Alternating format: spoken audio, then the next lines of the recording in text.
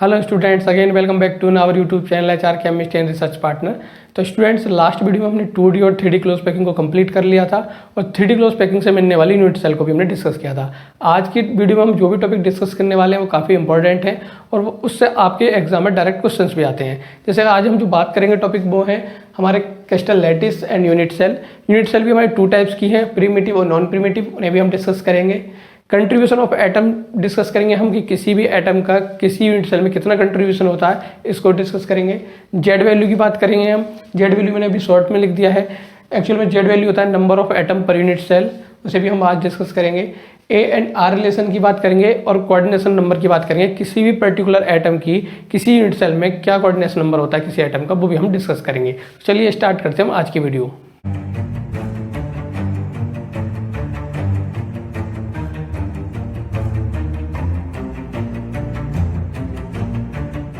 Student, जो भी terms मैंने बोर्ड के लेफ्ट साइड में लिखी हैं वन बाय वन हम इन्हें डिस्कस करेंगे, लेकिन उससे पहले एक इंपॉर्टेंट टर्म जो हम काफ़ी ज़्यादा यूज करते हैं और हम आगे आने वाले पोर्शंस में यूज भी करेंगे, क्यूबिकल शेप की, तो उसके बारे में आपको अच्छे से पता होना चाहिए। मैक्सिमम स्टूडेंट्स को पता होगा इसके बारे में, लेकिन फिर भी मैं एक बार आपको बता देता हूँ कि अगर किसी को कोई डाउट हो तो क्लियर हो जाए। तो आपको जो क्लियर दिखाई दे रही है इमेज एक क्यूब की, तो इसमें मैंने आपको दिखाया है कि इसके कॉर्नर दिखाए हैं आपको 8, इसमें ABCDEF GH जो आपको 8 कॉर्नर दिखाई दे रहे हैं।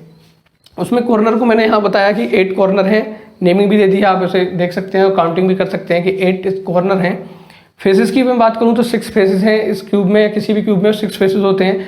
इससे अगर मैं क्यूब की बात करता हूँ तो उसमें मैंने फेसेस मेंशन कर दिए हैं कि जो जो फेस आपको दिखाई दे रहे हैं। कन्फ्यूजन आपको मेनली 2 फेसेस में होता है, एक वो जो क्यूब के बैक साइड में है और एक जो फ्रंट साइड में है। तो अगर बैक साइड की बात करूँ तो जो बैक साइड में जो फेस है इस क्यूब का वो है ABCD फेस। अगर फ्रंट साइड की बात करूं तो मैं EFGH जो फेस है वो आपका फ्रंट साइड का फेस है। तो 6 फेसेस मैंने मेंशन कर दिए हैं, वो आप देख सकते हैं कि 6 फेसेस कौन कौन से हैं। एजेस की बात करें तो एजेस इसमें 12 हैं, किसी भी क्यूब की 12 एजेस होती हैं और जो एजेस हैं वो मैंने आपको मेंशन कर दिए हैं। जैसे मैंने मेंशन किया है AB, तो जरूरी नहीं है आप इसे AB बोले, BA भी बोल सकते हैं। तो अगर ऐसे आप काउंट करेंगे तो 4 एजेस आपको ऊपर वाला जो स्क्वायर दिखाई दे रहा है ABFE इसमें दिखाई देंगी, 4 आपको एजेस दिखाई देंगी DCGH जो स्क्वायर दिखाई दे रहा है इसमें दिखाई देंगी, और 4 एजेस आपको जो इन 2 स्क्वायर को ऐड कर रहा है उस पोर्शन में दिखाई देंगी। तो 12 एजेस हैं, मेंशन कर दिया है मैंने, आप इन्हें देख सकते हैं कि ये 12 एजेस कौन कौन सी हैं, क्योंकि आने वाले टाइम में हम जब डिस्कस करेंगे तो आपको पता होना चाहिए कि किसी भी क्यूब में कितनी एजेस हैं, कितने फेस हैं और कितने कॉर्नर। और भी इंपॉर्टेंट पॉइंट है हमारे क्यूब से रिलेटेड, जैसे मैं बात करूं फेस डायगोनल की, तो आप जानते हैं कि हमारे 6 फेसेस हैं तो इस पर जो हमारे अपोजिट पॉइंट हैं या अपोजिट एटम है उन्हें अगर ऐड करेंगे तो डायगोनल मिलेगा। तो किसी एक पर्टिकुलर फेस की बात करता हूं तो जिसमें फ्रंट फेस जो है मेरा उसकी बात करता हूं तो उसमें EFGH जो फेस है इसमें अगर मैं अपोजिट जो कॉर्नर दिखाई दे रहे हैं आपको, जैसे E और G, इसे मैं ऐड करूँ तो एक डायगोनल मिलेगा, या फिर मैं F या H को ऐड करता हूँ तब भी आपको एक डायगोनल मिलेगा। तो आप देखते हैं कि आपको एक फेस में 2 डायगोनल मिल रहे हैं। तो अगर आप पूरी क्यूब की बात करेंगे, क्योंकि 6 फेसेस हैं, तो टोटल अगर मैं बात करूं फेस डायगोनल की तो वो 12 होंगे। तो 12 जो फेस डायगोनल को मैंने मेंशन नहीं किया है, आप समझ सकते हैं कि अपोजिट जो कॉर्नर है उन्हें आप ऐड करेंगे तो आपको फेस डायगोनल मिलेगा।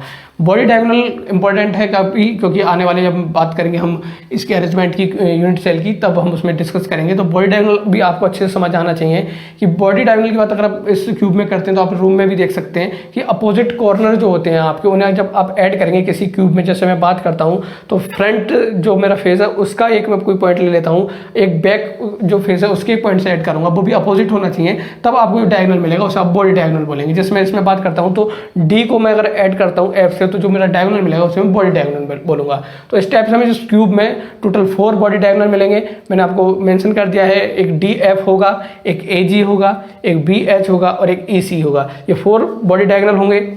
तो ओवरऑल मैंने किसी क्यूब के बारे में जो भी इंपॉर्टेंट बातें हैं वो आपको बता दी हैं कि कॉर्नर 8 होते हैं, फेसेस 6 होते हैं, एजेस 12 होती हैं, फेस डायगोनल 12 होते हैं और बॉडी डायगोनल हमारे 4 होते हैं। तो क्यूब के बारे में सब कुछ पता चल गया है। इससे आगे की हम बात करते हैं, जो हमारा फर्स्ट पॉइंट था वो था हमारा क्रिस्टल लैटिस और यूनिट सेल। तो क्रिस्टल लैटिस और यूनिट सेल को हम पहले भी डिस्कस कर चुके हैं, लेकिन जब हमने डिस्कस किया था वो 2D में था, अब हम बात कर रहे हैं 3D की, क्योंकि अब जो आप बुक में भी देखते हैं आपकी जो डेफिनेशन दी गई है वो 3D का दिया गया है। मैंने समझाने के लिए आपको 2D में भी बताया था, लेकिन आपके बुक में 2D का क्रिस्टल लैटिस या यूनिट सेल नहीं थी, आप समझ वहाँ से भी सकते थे। लेकिन अगर आप अपनी बात करें कि एग्जाम की जब आपको डेफिनेशन आएगी लिखने के लिए तो आप क्रिस्टल लैटिस या यूनिट सेल क्या लिखेंगे, तो मैं लास्ट टाइम भी डिस्कस कर चुका हूँ कि जो यूनिट सेल है आपकी वो स्मॉलेस्ट यूनिट है जिसके रिपीटेशन से आपको एक अरेंजमेंट मिलता है, एक क्रिस्टल स्ट्रक्चर मिलता है, उसे आप यूनिट सेल बोलते हैं। और जो अरेंजमेंट मिल रहा है आपको उसे आप बोलते हैं क्रिस्टल लैटिस। तो क्रिस्टल लैटिस की आपको जो मेरे बुक में दिखाई है, आपको अगर एग्जाम में बनानी है तो आपको किस टाइप से बनाएंगे, तो उसके लिए पहले आपको एक क्यूब बनाना होगा। क्यूब बनाने के बाद मैं आपको एक ट्रिक बता रहा हूँ जिससे आप अच्छी सी इमेज बना सकते हैं। उसके लिए आपको अच्छे से ध्यान देना होगा कि आपके 6 फेसेस क्लियर दिखाई दे रहे हों, और जितने भी आपको फेस दिखाई दे रहे हैं उन सभी फेसेस पर आपको एक प्लस साइन बनाना है, जैसे मैं आपको बना के दिखाता हूँ। तो जैसे मैं बात कर रहा हूँ ABEF फेस की बात कर रहा हूँ, इस पर एक प्लस साइन बनाता हूँ और प्लस साइन वो इस टाइप का है। ऐसे ही प्लस साइन आपको जितने भी आपके फेसेस हैं सब पे बनाना है। 1 बाई 1 मैं आपको ड्रॉ करके दिखाता हूँ और ये फेसेस आपको सभी प्लस साइन दिखाई दे रहे हैं। तो इस टाइप के मैंने प्लस साइन दिखा दिए हैं जितने भी मेरे फेसेस थे। तो अभी आप देख रहे हैं मैंने 4 फेसेस पे दिखा दिए हैं। अब आपको 2 फेसेस दिखाई दे रहे हैं, एक है ABCD जो आपका बैक वाला फेस है, एक है आपका EFGH। इन पे मैं बनाने बाकी हैं। तो पहले मैं ABCD जो आपका फेस है बैक वाला उस पर बनाता हूँ और आप देखेंगे इसमें मैं प्लस साइन बना रहा हूँ तो ये कुछ इस टाइप से आएगा। अब एक फेस बाकी और है आपका जो है आपका EFGH। इस पर अगर मैं बनाता हूँ तो आप देखेंगे कि जो आपकी अब शेप मिलेगी बिल्कुल एग्जैक्ट उसकी तरह मिलेगी जैसे आपने अपने बुक में देखी है। तो आपकी कुछ इस टाइप की एक शेप मिलेगी, इसे आप देख सकते हैं। और इसका सेंटर फाइंड आउट करने के लिए आप इन्हें भी ऐड कर सकते हैं, तो आपको इस क्यूब का सेंटर भी मिल जाएगा। तो अब जो अरेंजमेंट आपको मिल रहा है ये है हमारा क्रिस्टल लैटिस। मैं क्रिस्टल लैटिस इसलिए बोल रहा हूँ क्योंकि एक से ज़्यादा यूनिट सेल से मिलकर बनाया। अगर मैं किसी एक यूनिट सेल को दिखाता हूँ तो किसी एक सेल को मैं दिखाऊँ तो ये एक यूनिट सेल है जिसकी मैं बात कर रहा हूँ, और ऐसी यूनिट सेल्स के रिपीटेशन से मैं इसे डार्क किए देता हूँ जिससे आपको अच्छे से मेंशन हो जाए। तो इस टाइप की यूनिट सेल के रिपीटेशन से ये हमें अरेंजमेंट मिल रहा है जिसे हम बोल रहे हैं क्रिस्टल लैटिस। तो कंप्लीट अरेंजमेंट की बात करूँ तो इसे हम बोलेंगे क्रिस्टल लैटिस। और जिन छोटे छोटे यूनिट से मिलकर बना है, जैसे इस यूनिट की मैं बात करूँ इसे हम बोलेंगे यूनिट सेल। यूनिट सेल में हम डिस्कस कर चुके थे कि कोई भी यूनिट सेल होगी तो उसकी जो कॉर्नर है उस पर जो एटम होंगे या आयंस होंगे या कॉन्स्टिट्यूएंट पार्टिकल बोल सकते हैं, इन्हें हमने बोला था लैटिस पॉइंट। तो किसी भी अरेंजमेंट में जो आपको दिख रहा है उसमें 3 चीज़ें आपके एग्जाम में आ सकती हैं, पूछी जा सकती हैं कि क्रिस्टल लैटिस क्या है। आप बता सकते हैं ये पूरा अरेंजमेंट है जो कि एक यूनिट सेल के रिपीटेशन से मिल रहा है, उसे आप क्रिस्टल लैटिस बोलते हैं। जो यूनिट जिसके रिपीटेशन से आपको ये अरेंजमेंट मिल रहा है उसे आप यूनिट सेल बोलते हैं। और यूनिट सेल में भी जो यूनिट सेल को फॉर्म कर रहे हैं पार्टिकल उन्हें आप बोलते हैं लैटिस पॉइंट। इस यूनिट सेल को मैं अलग से अगर शो करता हूँ तो मैं इस टाइप से शो करूँगा इसे, और ये आपको दिखाई देगी क्यूब शेप।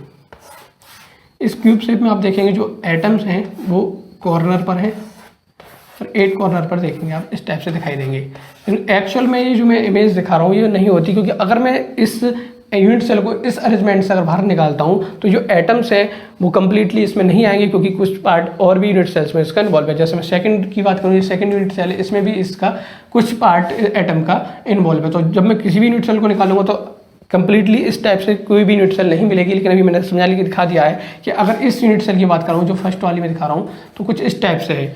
तो आप बोल सकते हैं कि ये पूरा अरेंजमेंट जो इस टाइप की छोटी छोटी हमारे यूनिट सेल से मिलकर बना है, ये यूनिट सेल्स कंबाइन होकर एक हमारा जो क्रिस्टल स्ट्रक्चर बना रही है हम क्रिस्टल लैटिस बोलेंगे। और जो हमारे पार्टिकल्स हैं जो हमारे किसी यूनिट सेल को फॉर्म कर रहे हैं हम लैटिस पॉइंट बोलते हैं। अब बात करते हैं हम अपने सेकंड पॉइंट की, जो है हमारा primitive and centred unit cell. Centred unit cell को हम नॉन प्रिमिटिव यूनिट सेल भी बोल सकते हैं। तो यूनिट सेल हमारी 2 टाइप्स की हो गई है, प्रिमिटिव और नॉन प्रिमिटिव। तो किस यूनिट सेल को हम प्रिमिटिव बोलेंगे, किस यूनिट सेल को हम नॉन प्रिमिटिव बोलेंगे, ये डिपेंड करता है कि जो एटम फॉर्म कर रहे हैं किसी भी यूनिट सेल को उनकी पोजीशन क्या है। सपोज जो हमारी यूनिट सेल है उसमें अगर एटम केवल कॉर्नर पर प्रेजेंट है तब उस यूनिट सेल को हम बोलेंगे प्रिमिटिव यूनिट सेल। अगर हमारे एटम्स कॉर्नर के साथ साथ किसी और पोजीशंस में भी प्रेजेंट है तब यूनिट सेल को हम बोलेंगे नॉन प्रिमिटिव सेल। जैसे कि हमने लास्ट वीडियो में जो हमारा अरेंजमेंट था ए टाइप का अरेंजमेंट जो हमने 3D में पढ़ा था, उससे मिलने वाली हमारी यूनिट सेल थी वो कुछ इस टाइप की थी, इसमें हमारी क्यूबिकल शेप मिलती थी। और क्यूबिकल शेप के जो कॉर्नर की बात करें हम तो ईच कॉर्नर पे हमें एक एटम मिल रहा था, और इस अरेंजमेंट को हमने बोला था सिंपल क्यूबिक यूनिट सेल।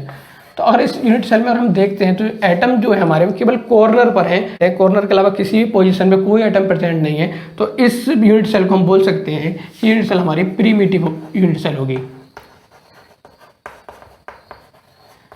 तो हम बोल सकते हैं कि जिस भी यूनिट सेल में एटम्स केवल कॉर्नर पे प्रेजेंट होंगे वो प्रिमिटिव यूनिट सेल होंगी।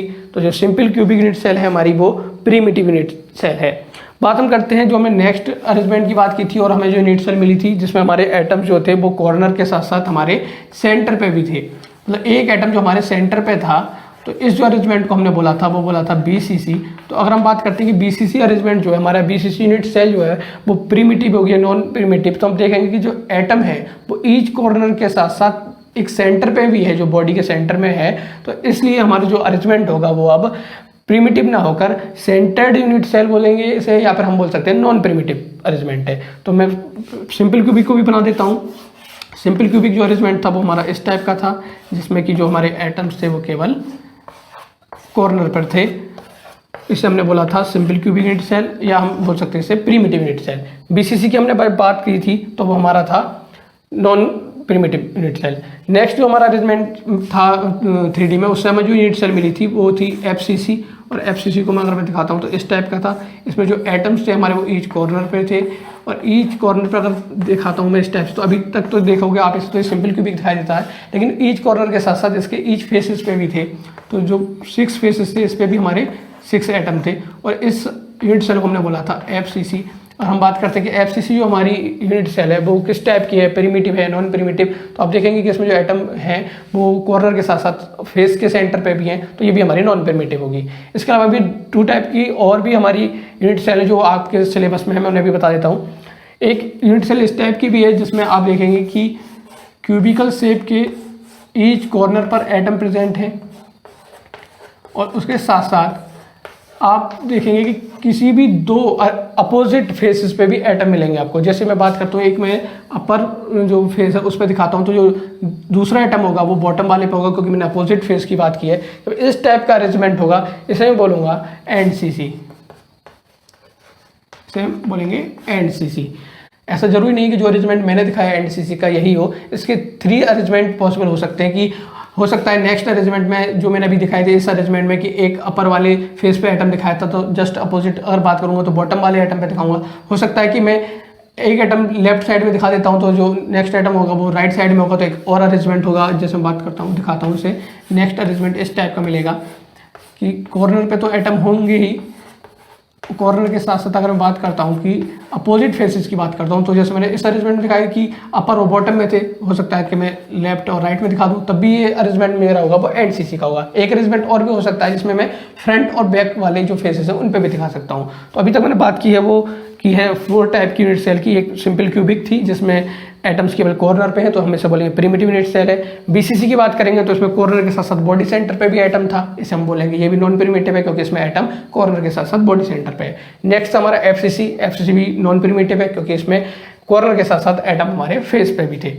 फिर बात की मैंने NCC की जिसमें कि एटम हमारे कॉर्नर पर होंगे, 8 कॉर्नर पर एटम होंगे, उसके साथ साथ 2 अपोजिट फेसेस की बात कर सकते हैं। कोई भी 2 हो सकती हैं, वो या तो लेफ्ट राइट हो सकती हैं, या अपर या डाउन वाली हो सकती है, या फ्रंट बैक वाली हो सकती है। तो NCC का अरेंजमेंट जो है वो 3 अरेंजमेंट मिलेंगे। एक टाइप की और यूनिट सेल में बता देता हूँ, आपके सिलेबस में नहीं है, कि उसका जो अरेंजमेंट होगा कुछ इस टाइप से होगा कि जो एटम्स होंगे वो किसी भी क्यूब के कॉर्नर पर होंगे, और उसके अलावा बात करेंगे तो जो आपकी एजेस हैं तो ईच एजेस पे भी होंगे। अब जो अरेंजमेंट बनेगा उसे आप बोलेंगे HCC। तो अगर इस टाइप के कुछ अरेंजमेंट पे आपको कोई क्वेश्चन आता है तो आप इसे भी कर सकते हैं, इसे मैं बोलूँगा HCC। तो HCC की मैं बात करता हूँ तो ईच कॉर्नर पर एटम प्रेजेंट होगा, उसके साथ साथ आपके ईच जो एजेस है उस पर भी एटम प्रेजेंट होगा। मैं बात करता हूँ टोटल लैटिस पॉइंट की। तो टोटल लैटिस पॉइंट की अगर मैं बात करता हूँ, क्योंकि जो लैटिस पॉइंट बोला था हमने जो किसी यूनिट सेल को फॉर्म कर रहे थे, तो इसमें बात करूँ तो 8 होंगे। सिंपल क्यूबिक में टोटल लैटिस पॉइंट 8 है। BCC की अगर मैं बात करता हूँ तो इसमें टोटल लैटिस पॉइंट जो होंगे वो 9 होंगे क्योंकि 8 कॉर्नर पर है, एक हमारा जो सेंटर बॉडी सेंटर पर है। FCC की बात करूँ तो टोटल लैटिस पॉइंट होंगे वो हमारे 8 कॉर्नर पर हैं और 6 फेसेस पे हैं, मतलब 14 लैटिस पॉइंट होंगे। बात करता हूँ मैं NCC की, तो NCC में आप देखेंगे जो टोटल लैटिस पॉइंट है वो आपके 8 कॉर्नर पर हैं और 12 आपकी एजेस हैं, तो आपके 20 लेटिस पॉइंट होंगे टोटल। एनसीसी की बात करेंगे, जो टोटल लेटिस पॉइंट होंगे वो आपके 8 कॉर्नर पर हैं एटम, और आपके 2 अपोजिट फेसेस पे हैं तो आपके 10 टोटल लेटिस पॉइंट होंगे। तो हमने बात कर ली है प्रिमिटिव और सेंटर्ड यूनिट सेल की। सेंटर्ड आप समझ गए होंगे मैंने क्यों बोला है कि जब भी हम जो नेक्स्ट एटम आया है कॉर्नर के अलावा जिस भी पोजीशन की बात की है उसमें सेंटर पोजीशन पे हमारा जो एटम आया, चाहे वो आपका बॉडी का सेंटर हो, चाहे वो फेस का सेंटर हो, चाहे वो एज का सेंटर हो, इसलिए हम इसे सेंटर्ड यूनिट सेल भी बोल रहे हैं।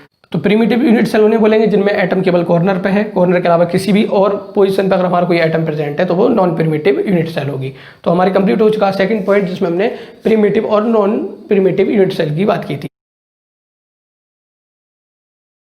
डिस्कस करते हैं हम अपने थर्ड पॉइंट को, जो कि है हमारा कंट्रीब्यूशन ऑफ एटम। तो किसी भी एटम का कंट्रीब्यूशन यूनिट सेल में इस बात पर डिपेंड करता है कि उस यूनिट सेल में एटम किस पोजीशन पर प्रेजेंट है। तो जैसे कि हमने डिस्कस किया था यूनिट सेल का, हमारी सिंपल क्यूबिक हो सकती है, बीसीसी हो सकती है, एफसीसी हो सकती है, एनसीसी हो सकती है, एचसीसी हो सकती है। बट जो हमारे एटम प्रेजेंट होंगे उनकी जो पोजीशंस होगी या तो वो कॉर्नर होगा, या वो बॉडी सेंटर्ड होगा, फेस सेंटर्ड होगा, या हमारा एज सेंटर्ड होगा। जब भी कोई एटम हमारा इन डिफरेंट पोजीशंस पे प्रेजेंट होगा किसी भी यूनिट सेल में, तो उसका जो कंट्रीब्यूशन होगा उस यूनिट सेल में उसे हम फाइंड आउट करेंगे, और जो कंट्रीब्यूशन होगा उसे हम मेंशन कर लेंगे और इसे याद कर लेंगे, क्योंकि ये आने वाले जो हमारा सॉलिड स्टेट का पोर्शन बाकी है उसमें यूज होना है। तो इसे एक्सप्लेन करने के लिए मैंने आपको राइट साइड में एक क्रिस्टल लैटिस ड्रॉ किया है, जिसमें एक मैंने आपको यूनिट सेल भी हाईलाइटेड कर दी है। तो हम बात कर रहे हैं कि जब भी कोई हमारा एटम होगा वो जब बॉडी सेंटर पे आएगा तो उसका जो कंट्रीब्यूशन होगा वो कितना होगा हम देखते हैं। तो अगर मैं बात कर रहा हूँ इस यूनिट सेल की, तो मैं कोई एक एटम दिखाता हूँ आपको, और वो एटम मैंने दिखाया इस यूनिट सेल के सेंटर में दिखाया है। अगर आप अपनी बुक में बात करें, जो हम लास्ट वीडियो में डिस्कस भी किया था हमने, कि जो 3 इमेजेस दिखाई थी, तो मैं दिखा रहा हूँ आपको राइट साइड में। आप देखेंगे कि इसमें जो बीसीसी की 3 इमेजेस दिखाई, इसमें जो सेकंड वाली इमेज है वो एक्चुअल इमेज है जब बीसीसी की यूनिट सेल हमारी फॉर्म हो रही है, तो उसमें जो एक्चुअल एटम का साइज है वो दिखाया गया है। लेकिन फर्स्ट इमेज की बात करें तो हमने जो सेकंड इमेज में हमारे एटम्स थे उनका जब साइज छोटा कर दिया था, तब जो हमें एक शेप मिली थी बीसीसी, जिसे हम आगे एक्सप्लेन भी करेंगे, पढ़ेंगे, जिसे हम या हम ड्रॉ करेंगे, मैं बोर्ड पे करूँ या आप नोटबुक में ड्रॉ करेंगे, उसके लिए हमारी फर्स्ट इमेज थी। थर्ड इमेज में आपको जो साइज दिखाई दे रहा है एटम का एक्चुअल है, जो कॉर्नर पे दिखाई दे रहा है वो भी हम डिस्कस नहीं कर रहे हैं, हम केवल बॉडी सेंटर की बात कर रहे हैं कि जो आपको बॉडी सेंटर में एटम दिखाई दे रहा है उसका जो एक्चुअल साइज है वो कंप्लीटली दिखाई दे रहा है, उसका जो कंट्रीब्यूशन है वो कंप्लीटली है उस यूनिट सेल में। जब भी कोई एटम हमारा बॉडी सेंटर पे होगा, मतलब किसी भी यूनिट सेल के बॉडी सेंटर पे होगा, तो उसका जो कंट्रीब्यूशन होगा उस यूनिट सेल में 100% होगा। इसलिए मैं लिख देता हूँ कि बॉडी सेंटर पे जब भी कोई एटम आएगा तो उसका जो कंट्रीब्यूशन होगा वो 1 होगा, मतलब 100% होगा। लेकिन हमारे एटम कॉर्नर के साथ साथ फेस पे भी आ जाते हैं, मतलब मैं एफसीसी की बात कर रहा हूँ, तो एफसीसी की अगर मैं इमेज दिखाता हूँ तो आप देखेंगे, तो फर्स्ट और सेकंड इमेज को एक्सप्लेन मैं नहीं कर रहा हूँ क्योंकि मैं एक्सप्लेन कर चुका हूँ पहले।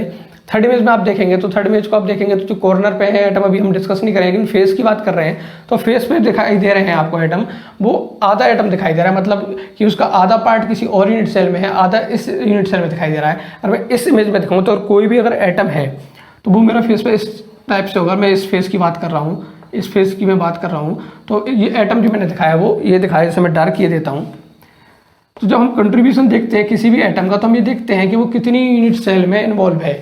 जितनी यूनिट सेल में वो इन्वॉल्व होगा उसका कंट्रीब्यूशन किसी एक यूनिट सेल में उतना ही होगा। जैसा कि मैंने बात की थी बॉडी सेंटर की, तो जब मैंने इस एटम को सेंटर पे रखा था इस यूनिट सेल के, तो आपने देखा था कि कितनी यूनिट सेल में इन्वॉल्व है। तो ये एक सिंगल यूनिट सेल में इन्वॉल्व था, इसलिए इसका जो कंट्रीब्यूशन था किसी यूनिट सेल में वो 1 था। जब मैं बात कर रहा हूँ कोई भी एटम जब फेस पे होगा, तो किसी भी फेस पर होगा वो इस टाइप से, तो हम ये देखेंगे कि ये जो फेस है वो कितने यूनिट सेल में इन्वॉल्व है। जितने यूनिट सेल में ये फेस इन्वॉल्व होगी उतने ही फेस में ये एटम भी इन्वॉल्व होगा, और उसका कंट्रीब्यूशन भी उसी हिसाब से हमारा डिसाइड होगा। तो हम जिस देखते हैं इस फेस को हम देखेंगे, तो एक मैं इसे बोल देता हूँ 1, जो मैंने हाईलाइटेड करी है यूनिट सेल, इसे मैं 1 बोल देता हूँ। इसकी जो राइट साइड में उसे मैं 2 बोल देता हूँ। इस पोर्शन की अगर मैं बात करता हूँ ऊपर वाले पोर्शन की, जिसमें आपको 4 यूनिट सेल्स दिखाई दे रही है, जिससे मैंने एक हाईलाइटेड किया है, जस्ट इसके एक पीछे आपको दिखाई दे रही है, इसे मैं 3rd बोल देता हूँ, एक ही मैं 4 बोल देता हूँ। तो जस्ट आपको 4th यूनिट सेल ऊपर दिखाई दे रही है, सेम 4 नीचे दिखाई दे रही है। ये मैंने अरेंजमेंट दिखाया है, क्रिस्टल लैटिस दिखाया है,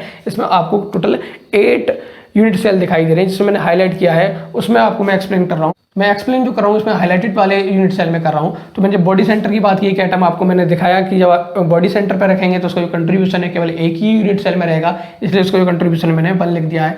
जब आप किसी भी एटम को फेस पर रखते हैं तो आप देखेंगे कि वो फेस कितने आपके यूनिट सेल में इन्वॉल्व है। इस फेस पे मैं अब एटम को रख के दिखाता हूँ आपको, तो आप देखेंगे कि ये जो फेस है वो 2 यूनिट सेल में इन्वॉल्व है, मतलब ये यूनिट सेल फर्स्ट में भी आता है और यूनिट सेल की अगर सेकंड में बात करते हैं तब ये फेस है वो कॉमन है। तो ये जो एटम है वो 2 यूनिट सेल्स में बराबर इक्वली डिवाइडेड होगा। अगर बात करते हैं अगर मैं इस यूनिट सेल को बाहर निकालता हूँ, सपोज 1 वाली जो यूनिट सेल है इसे मैं बाहर निकालूंगा, तो अभी इस एटम की मैं बात करूंगा तो इसका जो आधा पोर्शन है वो इस यूनिट सेल के साथ आएगा, आधा पोर्शन जो है वो इस एटम का सेकंड यूनिट सेल में रह जाएगा। मतलब इसका जो कंट्रीब्यूशन अगर एक यूनिट सेल की मैं बात करूंगा तो वो होगा मेरा 1/2, क्योंकि जब एटम फेस पर होगा तो उसका जो कंट्रीब्यूशन है वो बोल सकते हैं ये फेस जो वो 2 यूनिट सेल में इन्वॉल्व है, तो इसका कंट्रीब्यूशन भी जो होगा वो दोनों ही यूनिट सेल में होगा। और एक यूनिट सेल की अगर आप बात करोगे तो एक यूनिट सेल में 1/2 होगा। वहीं हम बात करते हैं एज की, कि जब कोई भी एटम हम एज पे रखेंगे तब उसका जो हमारा कंट्रीब्यूशन होगा वो किस टाइप से होगा। तो मैं कोई एज ले लेता हूँ, सपोज मैं इस एज की बात कर लेता हूँ। अभी मैं फेस को रफ कर देता हूँ क्योंकि हम फेस वाले एटम को अच्छे से समझ चुके हैं, तो मैं फेस को भी रफ किए देता हूँ। अब हम बात करते हैं एज की। तो जब भी कोई हम एटम एज पे रखते हैं, सपोज मैं इस एटम की बात कर रहा हूँ, तो अब ये देखेंगे कि ये जो एज है वो कितने यूनिट सेल में इन्वॉल्व है। जितने भी यूनिट सेल्स में ये इन्वॉल्व होगी उसी हिसाब से उसका कंट्रीब्यूशन देख लेंगे हम कि कितनी यूनिट सेल में इसका कंट्रीब्यूशन है। और एक यूनिट सेल की बात करेंगे तो कितना कंट्रीब्यूशन आएगा। तो इस एज को आप देखेंगे तो ये आपको दिखाई देगी कि एज जो यूनिट सेल हमारी फर्स्ट है उसमें भी इन्वॉल्व है, सेकंड जो हमारी यूनिट सेल दिखाई दे रही है इसमें भी इन्वॉल्व है, थर्ड में भी इन्वॉल्व है और फोर्थ में भी इन्वॉल्व है। आप अच्छे से देखेंगे तो ये जो मैं और डार्क किए देता हूँ, जो आपको मैं एज दिखा रहा हूँ, ये हमारी जितनी भी चारों आपको दिखाई दे रही है यूनिट सेल 1 2 3 4, जितनी भी यूनिट सेल ऊपर में पोर्शन में दिखाई दे रही है सभी में इन्वॉल्व है। मतलब जो इस पे एटम होगा इस एज पे प्रेजेंट वो भी 4 यूनिट सेल में इन्वॉल्व होगा। कंट्रीब्यूशन इसका एटम का 4th जो हमारी यूनिट सेल है इनमें होगा। अगर मैं बात करता हूँ एक यूनिट सेल में कितना कंट्रीब्यूशन है इसका, तो आपको पता है कि एक एटम है, 4 हमारी यूनिट सेल है, और एक यूनिट सेल की बात करेंगे तो जब वो आएगा तो 1/4 आएगा। मतलब एक एटम है मेरा 4 यूनिट सेल में इन्वॉल्व है, तो एक यूनिट सेल में कितना पोर्शन आएगा तो उसका 1/4 आएगा। तो कंट्रीब्यूशन की बात हमने कर ली है। किसी एटम की जब बॉडी सेंटर पे होगा तो कंट्रीब्यूशन कंप्लीट होगा, मतलब 1 होगा। जब फेस पे आ जाएगा एटम तो उसका जो कंट्रीब्यूशन होगा एक यूनिट सेल में वो 1/2 होगा। जब एटम एज पर होगा तब किसी एक यूनिट सेल में उसका जो कंट्रीब्यूशन होगा वो 1/4 होगा। अब हम बात करते हैं जब कोई एटम कॉर्नर पर होगा, क्योंकि जब कॉर्नर की हम बात कर रहे हैं तो वो हमारा चाहे वो सिंपल क्यूबिक हो, BCC हो, FCC हो, ये सभी जो हमारी यूनिट सेल है उसमें जो एटम है कॉर्नर पर प्रेजेंट होता है। तो इस अरेंजमेंट से अगर मैं देखता हूँ तो कोई एटम अगर मैं दिखा देता हूँ, ये कॉर्नर है इस यूनिट सेल को जो मैंने हाईलाइटेड की थी उसके कॉर्नर पर मैंने एक एटम दिखाया है। और इस एटम को अगर आप देखते हैं कि कितने यूनिट सेल में इन्वॉल्व है तो आपको क्लियरली दिखाई दे रहा होगा कि जितनी भी यूनिट सेल मैंने इसमें मेंशन की थी इन सभी में इन्वॉल्व होगा। आप ये भी बोल सकते हैं कि यूनिट सेल तो इससे आगे भी होंगी, राइट साइड में, लेफ्ट साइड में, अपर साइड में। तो आप देखेंगे चाहे वो मेरी यूनिट सेल अब ऊपर भी हों, चाहे वो यूनिट सेल अब अपर साइड में भी हो या बिलो साइड हो, राइट हो या लेफ्ट हो, लेकिन ये एटम अगर मैं दिखा रहा हूँ तो ये अपना राइट वाली में इन्वॉल्व होगा या लेफ्ट वाली में होगा। ये जो इन्वॉल्व होगा वो इन्हीं 8 जो मैंने दिखाई है यूनिट सेल इनमें इन्वॉल्व होगा। और आपको अच्छे से दिख भी रहा होगा कि ये जो मैंने एटम दिखाया है, जो कि मैंने हाईलाइटेड यूनिट सेल दिखाई थी, उसके मैं एक कॉर्नर पर एक एटम दिखाता हूँ तो वो आपके जितनी भी 8 यूनिट सेल इसमें दिखाई दे रही है पोर्शन में उन सभी में इन्वॉल्व है। मतलब जो सिंगल एटम है जो मैं एक कॉर्नर पर दिखा रहा हूँ वो 8 यूनिट सेल्स में इन्वॉल्व है। इसका जो कंट्रीब्यूशन है इस एटम का वो 8 यूनिट सेल में है। और मैं बात करता हूँ एक यूनिट सेल में इसका कंट्रीब्यूशन कितना होगा, क्योंकि एक एटम है 8 में इसका इन्वॉल्वमेंट है, तो और एक यूनिट सेल की बात करेंगे तो इसका जो कंट्रीब्यूशन होगा 1/8 होगा। तो हमें क्लियर हो चुका है कि जो हमारा कंट्रीब्यूशन है किसी भी एटम का किसी यूनिट सेल में वो डिफरेंट पोजीशन में डिफरेंट होगा। अगर वो एटम कॉर्नर पर प्रेजेंट है तो उसका जो एक यूनिट सेल में कंट्रीब्यूशन होगा 1/8 होगा। अगर वो बॉडी सेंटर पे है तो उसका कंट्रीब्यूशन 1 होगा, फेस सेंटर पर है तो 1/2 होगा, और एज सेंटर पे है तो 1/4 होगा। अगर किसी स्टूडेंट के कम समझ आया तो मैं फिर से एक बार रिपीट कर देता हूँ। तो मैं अब मान के चल रहा हूँ कि जो मैं एटम ले रहा हूँ वो ये बॉल है, और हम बात कर रहे हैं BCC की। तो BCC में अगर देखेंगे तो आपकी जो बुक में इमेज दी है वो ये दी है जिसे हम लास्ट वीडियो से डिस्कस कर रहे हैं। 3 इमेजेस दिखाई गए हैं, उसमें मैं बात कर रहा हूँ थर्ड इमेज की। थर्ड इमेज में आप देख रहे हैं कि जो एक एटम है सेंटर वाला वो कंप्लीटली दिखाया गया है। मतलब इसका जो कंट्रीब्यूशन है इस यूनिट सेल में वो कंप्लीटली है 100%, इसलिए मैंने बॉडी सेंटर के आगे 1 लिख दिया। इसका मतलब है कि ये कंट्रीब्यूशन 100% है। और जो आप कॉर्नर पर एटम देख रहे हैं उनका कंट्रीब्यूशन कंप्लीटली नहीं है, इसलिए उनकी जो शेप है वो भी कंप्लीटली नहीं दिखाई गई है। बात हम करते हैं BCC की, बात कर ली हमने। अब FCC पे आते हैं। तो FCC में हमने देखा कि जो एटम है कॉर्नर के साथ साथ फेसेस पे भी हैं। तो फेसेस पे आप देखेंगे जब भी कोई एटम फेस पर होगा तो हम देखेंगे कितनी यूनिट सेल में इन्वॉल्व है, और जितनी यूनिट सेल में इन्वॉल्व होगा उससे हम उसका कंट्रीब्यूशन निकाल लेंगे। तो जब फेस पे कोई एटम रखेंगे तो आप देखेंगे वो 2 यूनिट सेल में इन्वॉल्व था, मतलब कि एक एटम 2 यूनिट सेल में इन्वॉल्व है तो 1 यूनिट सेल में 1/2 आएगा। तो अगर मैं बात करता हूँ कि अगर कोई फेस पे एटम है, अगर हम जस्ट उस यूनिट सेल को बाहर निकालते हैं तो उसका इतना पोर्शन 1 यूनिट सेल में आएगा। और आप इमेज में भी देख सकते हैं, जो आपकी बुक में दिखाई है FCC की, तो उसमें जो फेस पर जो एटम का साइज दिखाया है वो इस टाइप से दिखाया गया है कि मतलब आधा पोर्शन है एटम का, आधा पोर्शन जिस और यूनिट सेल के साथ वो इन्वॉल्व था उसमें चला गया है। तो FCC से क्लियर हो गया है कि कंट्रीब्यूशन 1/2 होगा जब भी कोई फेस पर एटम रखेंगे।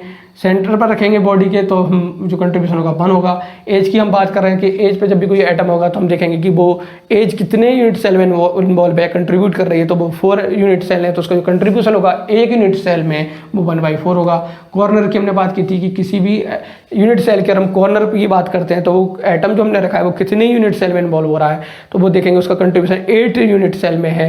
और बात करके उस एटम का कितना पोर्शन 1 यूनिट सेल में आएगा तो 1/8 आएगा, क्योंकि वो 8 यूनिट सेल में इन्वॉल्व है और एक एटम है तो 1 यूनिट सेल में वो 1/8 आएगा। और इस साइज को मैं दिखाता हूँ तो वो इतना पोर्शन होगा 1/8। जैसे कि आप सिंपल क्यूबिक की यूनिट सेल का जो दिखाई दे रहा है आपको पोर्शन, उसमें देख रहे हैं कि कॉर्नर पे एटम है उनका इतना साइज है। मतलब किसी भी अगर बात करता हूँ कंप्लीटली एटम की बात करेंगे, ये एटम था, आप देखेंगे कि एटम में जो 1/8 पोर्शन था वो ये था। और ये किसी भी सिंपल क्यूबिक स्ट्रक्चर में देखते हैं आप तो उसके कॉर्नर पे आपको दिखाई देगा। तो जब भी आप सिंपल क्यूबिक को देखेंगे अपनी बुक में तो इस टाइप से दिखाई देगा जो राइट साइड में आपको दिखा रहा हूँ। तो हमने बात कर ली है कंट्रीब्यूशन की पूरी, कि जब हमारा कॉर्नर पे कोई एटम होगा किसी भी यूनिट सेल के तो उसका जो कंट्रीब्यूशन होगा 1/8 होगा, बॉडी सेंटर पे 1 होगा, फेस सेंटर पे 1/2 होगा, एज सेंटर पे 1/4 होगा। इस टेबल को आप याद कर लीजिएगा, अच्छे से समझ के याद कर लीजिएगा, क्योंकि आने वाले पोर्शन में काफ़ी ज़्यादा यूज होने वाली है। तो इससे आगे हम बात करते हैं अपने नेक्स्ट पॉइंट की, जो कि हमारा जेड वैल्यू। जेड वैल्यू के लिए बहुत ज़्यादा जरूरी है आपका कंट्रीब्यूशन समझ में आना। बात करते हैं हम अपने 4th पॉइंट की, जो है जेड वैल्यू। तो जेड वैल्यू एक्चुअल में होती क्या है मैं लिख देता हूँ। तो जेड वैल्यू होती है हमारी number of atom per unit cell. मतलब ये है कि किसी भी यूनिट सेल को बनाने में कितने एटम यूज हो रहे हैं उससे हम बोलेंगे जेड वैल्यू। बार बार मैं इस पूरे लाइन को ना लिखकर मैं केवल जेड वैल्यू की बात करूंगा। तो जेड वैल्यू हम जितने भी यूनिट सेल की हमने बात की है सब में निकालेंगे, और ये काफ़ी इंपॉर्टेंट पोर्शन है आपके एग्जाम के हिसाब से। डायरेक्ट क्वेश्चन भी यहाँ से आते हैं। जेड वैल्यू निकालने के लिए आपको कंट्रीब्यूशन बहुत अच्छे से पता होना चाहिए कि किस पोजीशन पे किसी एटम का कितना कंट्रीब्यूशन होता है। तो जेड वैल्यू हम पहले स्टार्ट करते हैं अपने सिंपल क्यूबिक से। तो सिंपल क्यूबिक की मैं बात कर रहा हूँ तो सिंपल क्यूबिक का जो हमारा अरेंजमेंट था वो कुछ इस टाइप से था कि इसमें जो क्यूबिकल शेप थी उस शेप के ईच कॉर्नर पर हमारा एक एटम प्रेजेंट था। ये आपको जो इमेज मैंने दिखाई है समझाने के लिए थी। एक्चुअल इमेज जो होती है सिंपल क्यूबिक की यूनिट सेल की वो मैं आपको राइट साइड में दिखा रहा हूँ, जिसमें आपको क्लियर दिखाई दे रहा है कि कॉर्नर पर जो एटम है उनका कितना पोर्शन आपके कॉर्नर पर आता है, कंट्रीब्यूशन कितना है। आपको पता है कि 1/8 है, क्योंकि हम डिस्कस कर चुके हैं अब कि जब भी कोई एटम कॉर्नर पर होता है तो उसका कंट्रीब्यूशन 1 यूनिट सेल में 1/8 होता है। लेकिन हम बात कर रहे हैं कि number of atom per unit cell, मतलब जो भी हम कॉर्नर पर एटम दिखा रहे हैं इन सबको अगर ऐड कर दिया जाए तो कितने एटम बनेंगे इस यूनिट सेल में। तो हम बात करते हैं जेड वैल्यू की सिंपल क्यूबिक में। तो हम देखेंगे कि इसमें 8 कॉर्नर है, तो 8 लिख दिया। एक एटम का कंट्रीब्यूशन कॉर्नर पे कितना होता है पहले हमें अच्छे से पता होना चाहिए कि मैं फिर से रिपीट कर रहा हूँ, जब जेड वैल्यू निकाल रहे हैं तो हम देखेंगे एटम कितने हैं। तो 8 एटम है टोटल हमारे इस यूनिट सेल में, और 8 एटम किस पोजीशंस पे हैं हम इससे भी देख लेंगे। तो पोजीशन हम देखेंगे तो ये कॉर्नर पर है, और कॉर्नर पर एक एटम का जो कंट्रीब्यूशन होता है वो 1/8 होता है। जब इसे आप देखेंगे तो 1 आएगा। तो जेड की वैल्यू जो होती है वो सिंपल क्यूबिक में 1 होती है, मतलब कि number of atom per unit cell जो वैल्यू है वो 1 है। अगर जो मैं दिखा रहा हूँ आपको राइट साइड में जितने भी कॉर्नर पे एटम का साइज दिखाई दे रहा है इन सबको अगर आप ऐड कर देंगे तो एक कंप्लीट एटम बनेगा। अब बात करते हैं बीसीसी की। तो बीसीसी को मैं इसी में बता देता हूँ। बीसीसी के लिए क्या होगा कि एक एटम हमारा सेंटर में होगा और कॉर्नर पे होंगे। तो ये हमारी जो इमेज दिखाई दे रही है आपको, अब बीसीसी दिखाई दे रही है। बीसीसी के जब आप जेड वैल्यू की बात करेंगे तो पहले आप देखेंगे कितने एटम्स टोटल है इसमें। तो 9 एटम आपको मैं दिखाया था कि टोटल लेटेस्ट पॉइंट भी होता है, 9 थे बीसीसी में। तो इसमें आप देखेंगे कि 8 जो एटम है आपके वो कॉर्नर पर हैं, और जो कॉर्नर पर कंट्रीब्यूशन होता है एटम का वो होता है 1/8 प्लस एक एटम आपका बॉडी सेंटर पे है, और बॉडी सेंटर का जो कंट्रीब्यूशन होता है वो 1। तो अब मैंने जो कैलकुलेशन आपको दिखा रहा हूँ बहुत सिंपल कैलकुलेशन है। ये जो है नंबर ऑफ एटम्स है, ये 9 इसलिए नहीं किया क्योंकि 8 एटम जो है वो कॉर्नर पे है, तो मैंने पहले कॉर्नर वाले 8 एटम लिख दिए। जो एटम कॉर्नर पे होते हैं उनका कंट्रीब्यूशन 1/8 होता है, तो 1/8 से मल्टीप्लाई कर दिया है। फिर मैंने बात की है प्लस साइन लगा के कि एक एटम मेरा जो बॉडी सेंटर पे होता है उसका एक एटम लिख दिया है, और उसका जो कंट्रीब्यूशन होता है वो आगे उससे मल्टीप्लाई कर दिया है। तो अब ये देखेंगे आप, तो एक यहाँ से आएगा और 1 यहाँ से आएगा, तो 2 आया है। मतलब जब BCC की बात करते हैं आप, तो जो number of atom per unit cell है वो 2 आएगा, और आप इसे अच्छे से समझ भी सकते हैं। जब आपने सिंपल क्यूबिक की बात की तो एटम केवल आपके कॉर्नर पे थे, तब आपकी जेड वैल्यू 1 थी। BCC में देखते हैं कि कॉर्नर पे तो एटम है ही है, सेंटर पे भी एक एटम है, जो सेंटर पे एटम था वो कंप्लीटली था, तो उसका जो कंट्रीब्यूशन था वो 1 था। तो जेड वैल्यू जो आपकी आ रही है वो एक तो आ रही है आपके जो कॉर्नर थे उनकी वजह से, और एक आ रही है BCC की वजह से जो आपका बॉडी सेंटर में था। तो जो BCC का टोटल जेड वैल्यू है वो आपका 2 है। अब बात करते हैं हम FCC की। तो FCC में जो हमारे एटम होते हैं वो ईच कॉर्नर पर होते हैं और 6 फेसेस पर होते हैं। तो जो यूनिट सेल होगी वो कुछ इस टाइप की होगी, जिसके एटम जो होंगे हमारे ईच कॉर्नर पर होंगे, मतलब 8 कॉर्नर पर 8 एटम होंगे, और हमारे जो 6 फेसेस हैं 6 फेसेस पे हमारे एटम्स होंगे। अब इसके हम जेड वैल्यू निकालेंगे, तो जेड वैल्यू जो होगी हमारी, क्योंकि 8 एटम हमारे 8 कॉर्नर पर हैं तो हमने इसे 1/8 कर दिया, क्योंकि जो कंट्रीब्यूशन है हमारा कॉर्नर वाले एटम का वो हमारे 1/8 है। और हम बात करते हैं कि जो हमारे 6 हैं फेसेस जो हमारी 6 हैं, तो मैंने 6 लिख दिया है, और 6 पे जो एटम है उनका जो कंट्रीब्यूशन होता है, तो आप देखेंगे फेस का कंट्रीब्यूशन है वो 1/2 है, तो मैं 1/2 लिख देता हूँ। तो यहाँ से जो आएगा आपका 1 + 3 आएगा, मतलब 4 हो गया टोटल। तो ये 3 आ रहा है कंट्रीब्यूशन, वो आपके फेस की वजह से आ रहा है, और 1 जो है आपके वो कॉर्नर है। अगर इससे मैं समझाने की बात करूँ तो आप देखेंगे जो 4 एटम FCC को बनाते हैं, इसमें जो 3 एटम जो है आपके फेसेस हैं, मतलब फेसेस के एटम को आप ऐड कर देंगे तो 3 एटम बनेंगे। और ये आप अच्छे से समझ भी सकते हैं, मैंने भी बताया था कि फेस पर जो एटम होता है वो कंप्लीट एटम का आधा पोर्शन होता है, और अब 6 फेसेस हैं, तो जो अगर फेसेस के एटम को ऐड करेंगे तो 3 एटम बनेंगे, एक एटम आपके कॉर्नर के एटम को मिला के बनेगा। तो जेड वैल्यू होगी FCC की वो आपकी 4 होगी। उसके बाद हम बात करते हैं NCC की। तो NCC में आपको पता है, NCC हमने बात की थी कि जो एटम होते हैं वो कॉर्नर पर होते हैं, और कॉर्नर के साथ साथ हमारे अपोजिट फेसेस पे हो सकते हैं। तो जो हमारे 8 एटम हैं वो हमारे इस टाइप से थे। अब जो हमने बात की थी कि 2 एटम हमारे 2 अपोजिट फेसेस पे हो सकते हैं, वो कोई से भी मान सकते हैं आप। मैं एक ऊपर मान लेता हूँ, एक बॉटम वाले फेस पे मान लेता हूँ। तो ये हमारा NCC का यूनिट सेल है। अब बात करते हैं जेड वैल्यू की। तो जेड वैल्यू जो होगी इसकी, तो इसमें 8 एटम आपके जो कॉर्नर पर हैं, तो उनका मैंने अरेंजमेंट लिख दिया है कि 8 एटम है और उनका जो कंट्रीब्यूशन है 1/8 होगा। फिर आप देखेंगे कि जो बाकी 2 एटम है, तो 2 लिख दिया है मैंने, और वो हैं कहाँ पर आपको ये देखना है, वो फेस पर है। तो फेस का कंट्रीब्यूशन देखेंगे आप 1/2 होता है, तो 1/2 से मल्टीप्लाई कर देंगे। अब जो अरेंजमेंट आएगा आपका, जो आपकी कैलकुलेशन आएगी वो आएगी 1 + 1 मतलब 2। तो आपको, तो हम बात कर लेते हैं HCC की। तो HCC की अगर हम बात करें तो HCC में हम देखेंगे एक क्यूबिकल शेप थी हमारी, और क्यूबिकल शेप के ईच कॉर्नर पर एक एटम था हमारे।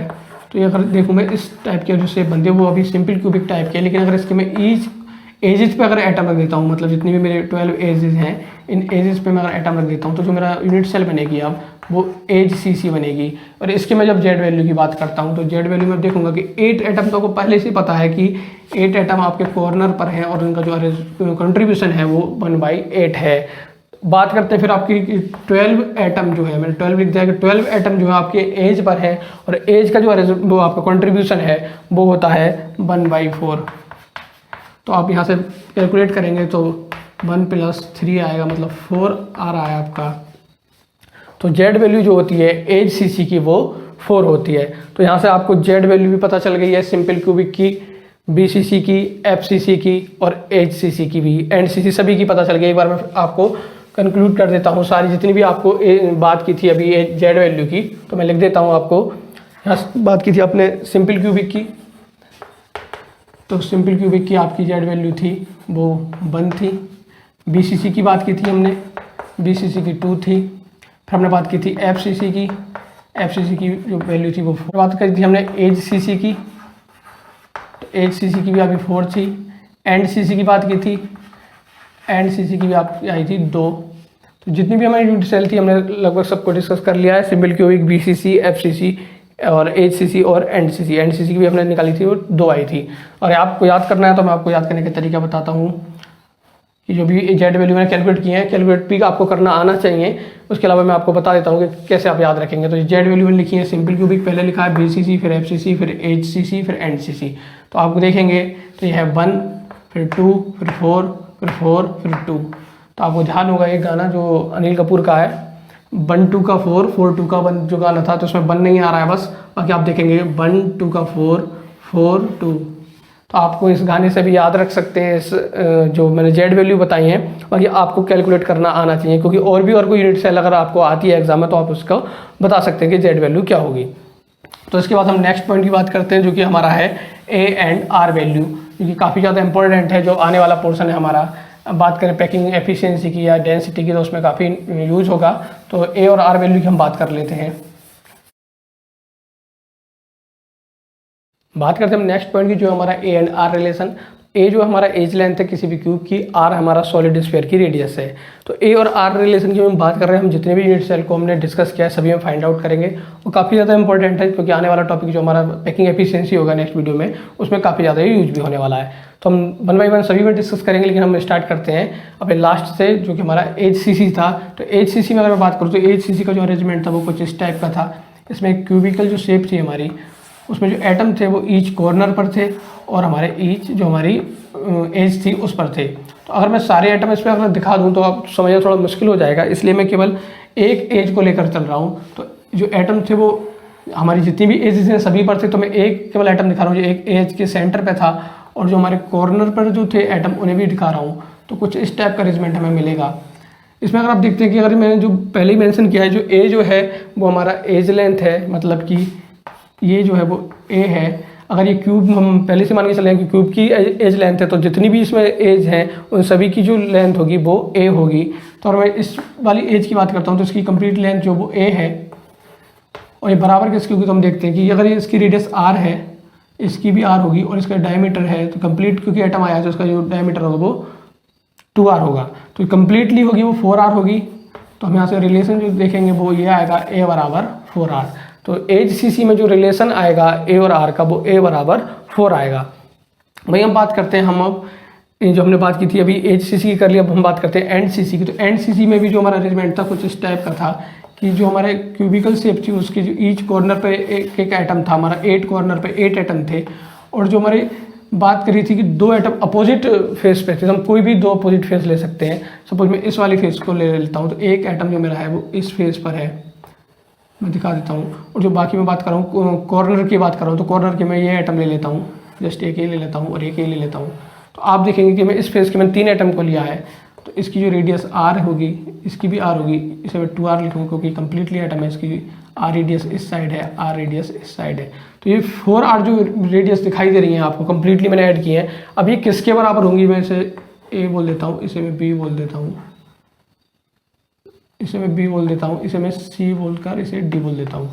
अब जो मेरी बात कर रहा हूँ मैं, जो 4r रेडियस है, मेरी 4r डिस्टेंस है वो ए और सी के बीच है, लेकिन ए सी क्या होगा इसे मैं समझाने के लिए आपको थोड़ा इधर बता देता हूँ। ये जो फेस मैं दिखा रहा हूँ वो कुछ इस टाइप से दिखाई दे रहा है आपको, एक एटम इसके इस टाइप से अरेंज है, और ये जो मैंने दिखा रहा हूँ ये जो है ए है, ये सी है, ये बी है, ये डी है, और ये आपको आर है, ये 2r है, ये आर है। तो हमें फाइंड आउट करना है ए सी, और ए सी को आपको फाइंड आउट करना है। ये आपको एक्चुअली पता है डी सी जो है आपका ए है, ए डी जो है आपका ए है। तो आपको क्लियरली ट्राइंगल दिखाई दे रहा है इस टाइप का, और इस ट्राइंगल को आप अच्छे से जानते हैं। इसमें आप पाइथागोरस थ्योरम लगाएंगे, क्योंकि हमें जो फाइंड आउट करना है वो ए सी करना है।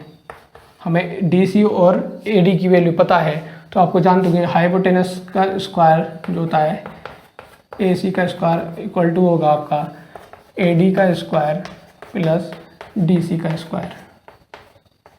तो अब ए सी का जो स्क्वायर होगा आपका वो बराबर होगा ए स्क्वायर प्लस ए स्क्वायर और 2a स्क्वायर।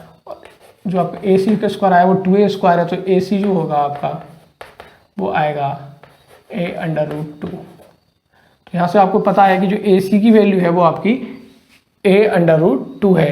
मतलब जो मैं यहाँ दिखाऊँ आपको एंड सी सी में, तो आपको जो 4r है वो बराबर है a√2 के। तो a और r का रिलेशन जो आपने एंड सी सी में करा है वो आपका आया है 4r = a√2। हमने दो डिस्कस कर लिए हैं, हमने एंड सीसी की बात कर ली है, हमने एज सीसी की बात कर ली है। एज सीसी में आपने ए बराबर 4r देखा, क्योंकि हमने एंड सीसी की बात की थी, तो एंड सीसी में आपने देखा 4r इक्वल टू a√2 आया है। इसके बाद हम बात करते हैं एफ सीसी की। तो एफ सीसी का केस देखेंगे आपको सिमिलर दिखाई देगा एंड सीसी की तरह, क्योंकि और मैं दिखाता हूँ आपको कि हमने एफ सीसी की बात की थी। तो एफ सीसी में आपको पता था कि जो हमारी क्यूबिकल शेप थी कुछ इस टाइप की थी, इसके ईच कॉर्नर पर एटम होते हैं और कॉर्नर के साथ साथ हमारे फेस पे भी होते हैं। तो अभी हमने जो एंड सीसी की बात की, हमने कोई एक फेस लिया था जिसके अपोजिट फेस पे हमने लिए थे एटम, तो एक कोई एटम ले लिया था जो हमने इस फेस पे था। और हम एफ सीसी की बात करेंगे तो एफ सीसी का भी सेम प्रोसीजर रहता है, इसके भी ईच कॉर्नर पर एटम होंगे, उसके साथ साथ हमारे जितने भी फेसेस हैं उस पर भी एटम होंगे। मैंने साइज छोटा कर दिया एटम को, कुछ इस टाइप से दिखाई दे रहा है, लेकिन अगर मैं इसके भी किसी एक फेस को लूँगा तो सिमिलर यही आएगा फेस, क्योंकि मैं बात कर रहा हूँ कि इसके दिखाता हूँ मैं 4 एटम अगर इस टाइप से दिखाऊँ तो ये 4 एटम आपको दिखाई दे रहे हैं, और इनके जो बीच का एटम है वो आपको ये दिखाई दे रहा है। तो जो आपको एंड सीसी में अरेंजमेंट दिखाई दे रहा था किसी फेस का, वो सेम इसमें दिखाई दे रहा है। तो एफ सीसी में भी जो आपका अरेंजमेंट आएगा वो आएगा रिलेशन a√2 आएगा, मतलब 4r की जो वैल्यू होगी वो a√2 के बराबर होगी। तो यहाँ से आपको क्लियर हो गया है कि आपका एंड सीसी और आपका एफ सीसी का जो रिलेशन है और AR का वो सेम है, वो है 4r इक्वल टू a√2। और यहाँ से आपको ये जो मैं a√2 की बात की है ये आपको पता होनी चाहिए, मैंने बात की है फेज डायगोनल की, जो स्टार्टिंग में बात भी की थी। तो फेज डायगोनल था, क्योंकि हम बात कर रहे हैं ये फेज था, और इसको मैं अगर ऐड करता हूँ, अपोजिट पॉइंट है ये ए और सी, ऐड करता हूँ तो ये फेज डायगोनल है और इसकी वैल्यू है वो a√2 है। तो हमने बात कर ली है एंड सीसी की, एच सीसी की और एफ सीसी की। अब हम बात करते हैं सिंपल क्यूबिक की और बीसीसी की। तो बीसीसी की बात करते हैं पहले। तो बीसीसी में हमें पता है कि जितने भी एटम हैं हमारे टोटल 9, जो हमारे टोटल लेटेस्ट पॉइंट है उसमें जो 8 है वो हमारे सेंटर पे होंगे, एक जो होगा वो हमारा बॉडी सेंटर पे होगा। और बॉडी सेंटर पे जो एटम है उसके बारे में आपको लास्ट वीडियो का काफ़ी अच्छे से ध्यान होगा, जब मैं बात की थी कि 4 एटम जो हमारे होते थे, मैं भी दिखा रहा हूँ, साइज छोटा करके दिखा रहा हूँ, इस टाइप से थे वो, ये कुछ इस टाइप का हमारा बीसीसी था। अब एक्चुअल में अरेंजमेंट की हमने बात की थी, तो हमने बात की थी कि जब हमारे 4 एटम जो थे उसके बाद जब 5th एटम आता था, जो हमारे 4 एटम थे जो पहले इस टाइप से अरेंज थे, जो हमारा ए टाइप का अरेंजमेंट था, लेकिन जब 5th एटम आता था तो वो कुछ इस टाइप से ना रहकर जो अरेंजमेंट था वो कुछ इस टाइप से हो जाया करता था। जो नीचे वाले हमारे 4 एटम थे वो अपने स्पेस से थोड़ा हट जाया करते, तो 5th एटम जो आता था वो इस टाइप से आता था। मतलब जो 5th एटम है वो 4 एटम जो हमारे पहले आ चुके हैं स्क्वायर में उनसे तो टच करता है, लेकिन वो जो पहले से टच कर रहे थे 4 एटम वो आपस में टच नहीं करते। तो बीसीसी की हमने बात कर रहे हैं तो इस टाइप का होगा। इसमें अगर हम बात करें कि ए और आर का रिलेशन जो होगा, तो मैं अगर एक्चुअल में दिखाऊं तो एक्चुअल में आप देख रहे हैं राइट साइड में जो मेरा जो सेंटर वाला एटम है वो तो टच करेगा, जो भी 8 एटम है उनसे टच करेगा, जैसे आप देख भी रहे हैं राइट साइड में। तो जो सेंटर वाली एटम की बात करूँ, अगर बोर्ड की बात करूँ तो इस एटम की मैं बात कर रहा हूँ, तो इस इमेज में आप देखेंगे तो सेंटर वाला एटम है वो जितने भी 8 एटम है उनसे टच कर रहा है, लेकिन जो 8 एटम है वो आपस में टच नहीं कर रहे हैं। तो अगर आप देखें, अगर ए और आर का रिलेशन निकालेंगे तो अब आपको फेस डायगोनल से नहीं निकलेगा, क्योंकि फेस पे कोई भी एटम आपस में टच नहीं कर रहे हैं। मैं आपको पहले ही बता चुका हूँ, जब भी हम बात करेंगे ए और आर रिलेशन की तो हम ऐसा अरेंजमेंट लेंगे जिसमें एटम आपस में टच कर रहे हैं। तो टच करने की बात करेंगे तो जो सेंटर वाला एटम है वो टच कर रहा है, तो अब जो हम डायगोनल लेंगे वो बॉडी डायगोनल लेंगे। बॉडी डायगोनल मतलब अगर मैं बात इस अरेंजमेंट में करता हूँ तो मैं कुछ ऐसा दिखाऊंगा, जो कि एक एटम इस टाइप से दिखाऊंगा मैं, एक मैं बैक साइड का ले रहा हूँ तो फ्रंट साइड से आएगा, इस टाइप का दिखाई देगा अरेंजमेंट। मैं इसे अलग से दिखा देता हूँ आपको, जिससे अच्छे से क्लियर हो जाएगा। आपको राइट साइड में जो मैंने इमेज दिखाई उसमें और भी अच्छे से क्लियर हो रहा होगा, लेकिन अगर मैं बोर्ड पे दिखाता हूँ तो कुछ इस टाइप का होगा। जो एटम है सेंटर में वो कुछ इस टाइप का है। मैं आपको सेंटर, वो जो आपके कॉर्नर पे जो एटम है मैं उन्हें दिखा देता हूँ, और जो आपका सेंटर में एटम है वो मुझे बड़ा दिखाना पड़ेगा मुझे समझाने के लिए, वो कुछ इस टाइप का होगा। ये जो मैं बात कर रहा हूँ ये आपका जो है बॉडी सेंटर है। इसकी जब आप बात करेंगे तो बॉडी सेंटर की बात करेंगे तो आपको पता होना चाहिए, जब वैल्यू आप निकाल रहे हैं तो ये जो ट्राइंगल आपको दिखाई दे रहा है, जैसे डार्क किए देता हूँ अच्छे से। अगर आप बॉडी डायगोनल फाइंड आउट करना चाह रहे हैं तो आपको ये वैल्यू पता होनी चाहिए और ये वैल्यू पता होनी चाहिए। ये आपको अच्छे से पता है, ये ए वैल्यू है क्योंकि ये एज लेंथ है, ये आपको फाइंड आउट करना है। वैसे आपको पता है ये आर रेडियस है, ये भी आर रेडियस है, ये 2r है, लेकिन आपको ये नहीं पता जो डायगोनल बना है एक नया, या अभी आपको नहीं पता, लेकिन जस्ट अभी आपने देखेंगे तो अभी फाइंड आउट किया था ये फेस डायगोनल है। इसे आप देखेंगे अच्छे से तो ये आपका फेस दिखाई दे रहा है बॉटम वाला, और ये उसका डायगोनल है, और इसकी वैल्यू आपको पता है ये होती है a√2। तो इस फेस डायगोनल से आप इस वैल्यू को पता कर सकते हैं। इसमें नंबरिंग करता हूँ, ए लिख देता हूँ, इसे बी, इसे सी। तो अब जो आपको चाहिए वो आपको चाहिए ए सी की वैल्यू क्या होगी, और उसके लिए आपको ए बी की पता होना चाहिए और बी सी की वैल्यू पता होनी चाहिए, वो आपको दोनों पता है। तो इस ट्रायंगल से भी हम पाइथागोरस थ्योरम लगा के हम जो ए सी की वैल्यू है वो फाइंड आउट कर लेंगे। तो जो ट्रायंगल है वो कुछ इस टाइप का है, जिसमें कि हमारी ए सी और बी इस टाइप के हैं। ये हमारी ए वैल्यू है, ये अभी हमने फाइंड आउट की थी a√2 है, ये हमें पता करनी है। तो जो हम जानते हैं हाइपोटेनस का स्क्वायर बराबर होता है हमारा परपेंडिकुलर का स्क्वायर प्लस बेस का स्क्वायर। तो जो ए सी का स्क्वायर होगा वो बराबर होगा हमारा ए बी का स्क्वायर प्लस बी सी का स्क्वायर। तो ए बी की वैल्यू ए है तो ए का स्क्वायर, और ये है a√2, इसका जब स्क्वायर करेंगे हम तो ये आएगा a square plus 2a square, total हो जाएगा 3a स्क्वायर। ये ए सी स्क्वायर चल रहा है अभी, लेकिन जब हम बात करेंगे ए सी की तो जो अंडर रूट है वो इस दोनों के ऊपर आ जाएगा, और जो आंसर आएगा हमारा वो आएगा √3a। मतलब जो हमारी ए सी की वैल्यू है वो हमारी है √3a। ए जो है हमारा वो रूट से बाहर है। तो अब जो हम यहाँ से वैल्यू बताएंगे हम ए और आर के रिलेशन की, वो ए और आर का रिलेशन हमारा होगा, मैं अगर बात कर रहा हूँ BCC में तो वो हमारा होगा 4r = √3a। तो आपको बहुत अच्छे से याद रखना है कि अभी हमने बात कर ली है NCC, HCC, BCC, FCC। FCC में और BCC में आपको ध्यान रखना है। बात करूँगा FCC की, तो FCC में जो हमारा 4r था = था हमारा a√2 के बराबर, जबकि BCC में बात करेंगे तो 4r बराबर था आपका a√3 के बराबर। आपको अच्छे से याद रखना है इसे। मैं एक बार फिर से जब कम्प्लीटली रिकैप करूँगा तो आपको अच्छे से फिर से बता दूंगा। तो अभी हमारा बेस केवल एक सिंपल क्यूबिक बचा है, उसे भी हम बात कर लेते हैं कि सिंपल क्यूबिक में क्या होगा अरेंजमेंट। सिंपल क्यूबिक में हम देखेंगे तो काफ़ी सिंपल है बताना। सिंपल क्यूबिक की शेप आपको पता है कि हमारे क्यूबिकल शेप होगी, उसके ईच कॉर्नर पर एटम है। तो सिंपल क्यूबिक की बात करें तो कुछ इस टाइप का अरेंजमेंट होगा। एटम की बात करें तो कुछ इस टाइप से एटम होंगे हमारे, एक ये एटम है, एक ये एटम है, और भी मैं दिखा दूंगा लेकिन थोड़ा कॉम्प्लिकेटेड हो जाएगा। लेकिन यहाँ से अगर बात करेंगे तो इस एज लेंथ की बात करेंगे तो ये ए है और आर रेडियस ये है, आर ये है, तो यहाँ से देखेंगे तो 2r आ रहा है। तो सिंपल क्यूबिक के केस में आप देखेंगे कि ए बराबर 2r आ रहा है।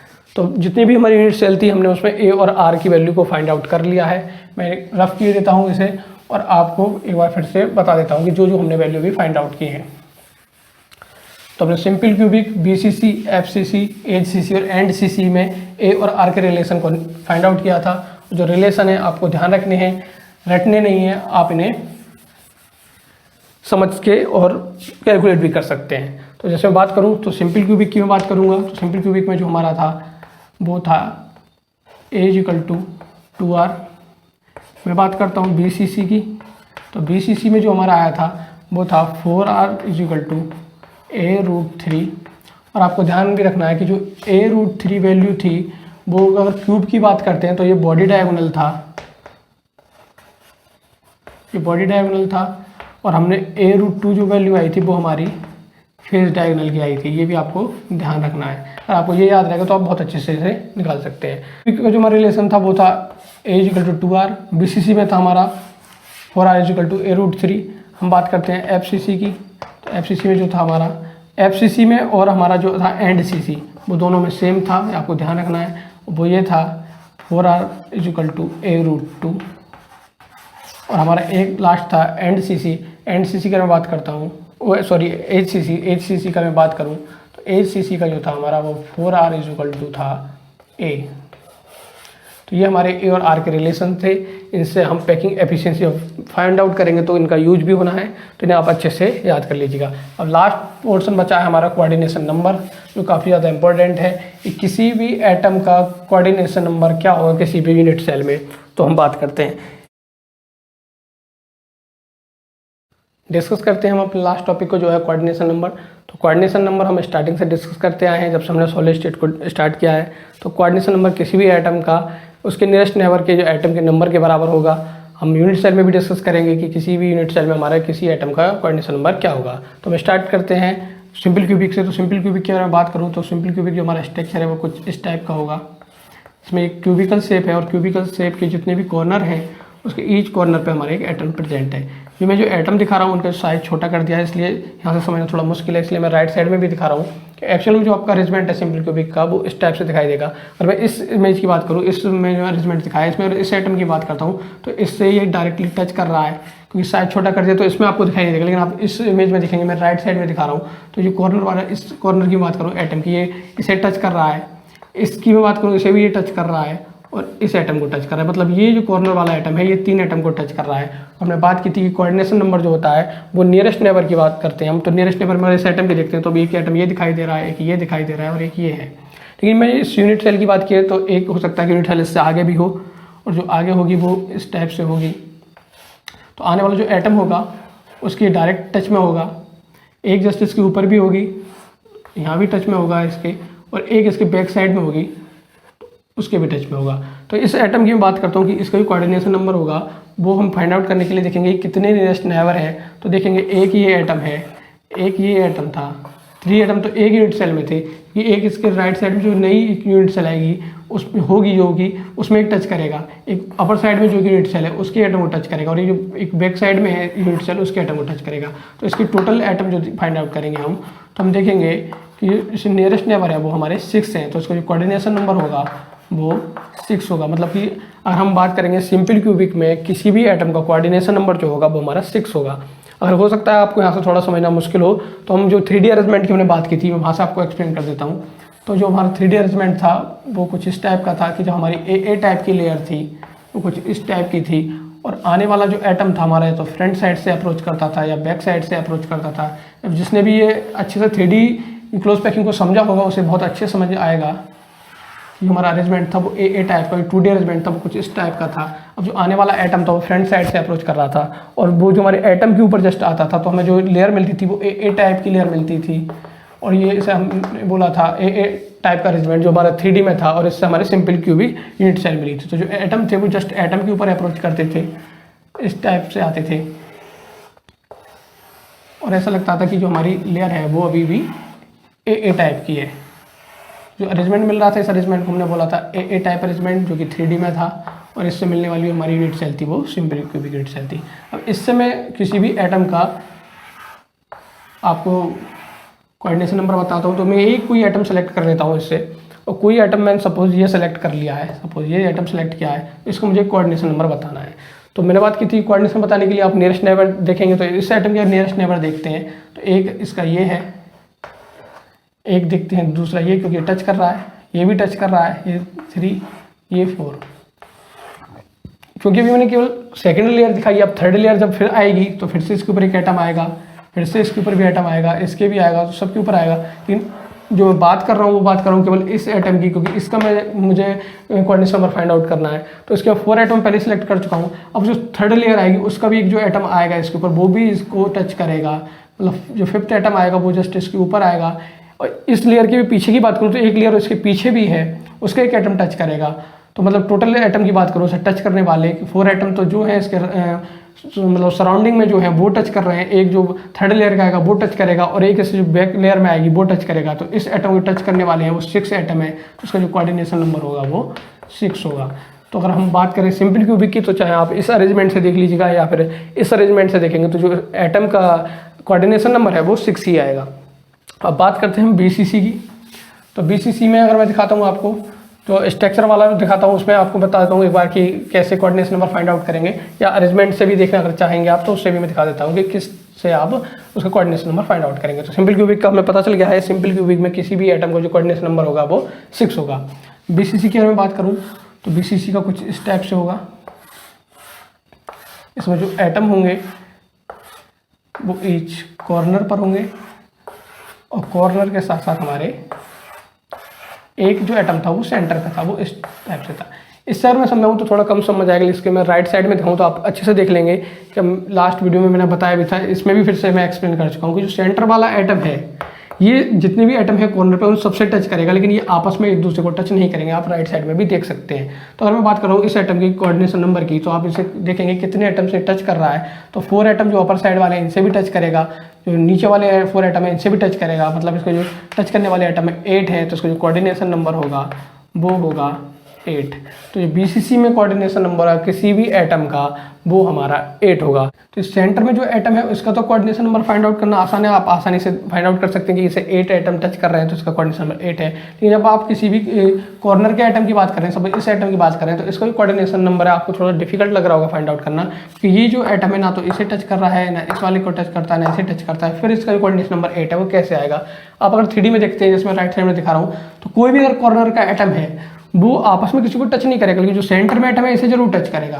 तो आप देखेंगे कि जब ये कॉर्नर वाला एटम सेंटर वाले को टच कर रहा है, और मैंने आपको अभी जस्ट थोड़ी देर पहले जब मैं और भी टर्म आपको डिस्कस कर रहा था तो मैंने बताया था कि जो सेंटर जो कॉर्नर पर एटम होता है उसका जो कॉन्ट्रीब्यूशन था 1/8 था। जो कॉन्ट्रीब्यूशन 1/8 इसलिए था कि जो कॉर्नर पर एटम होता है उसका जो इन्वॉल्वमेंट होता है वो 8 यूनिट में होता है। अभी आपको रिकेप करके देख लेंगे, आपको पता चल जाएगा कि जो कॉर्नर पर एटम है उसका जो इन्वॉल्वमेंट है वो 8 जो हमारी यूनिट सेल है उसमें होगा। तो जब इस यूनिट सेल की मैं बात कर रहा हूँ तो इस यूनिट सेल में एक एटम को जब टच कर रहा है, तो जब इसकी बात करूँगा मैं एटम की, तो ये 8 और भी जो 7 और एक तो ये मैंने बात कर ली है, 7 और भी ऐसी यूनिट सेल होंगी जिसमें इसका इन्वॉल्वमेंट होगा, उसमें भी जो सेंटर एटम होगा उसे भी टच करेगा।